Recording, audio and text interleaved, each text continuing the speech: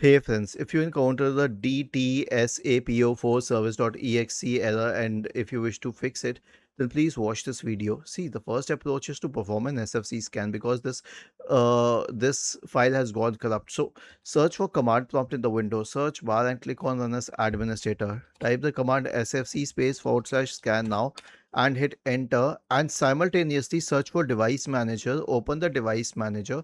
Expand the list for audio inputs and outputs. Right click and update each and every audio driver one by one. I have 4, you may have more or less.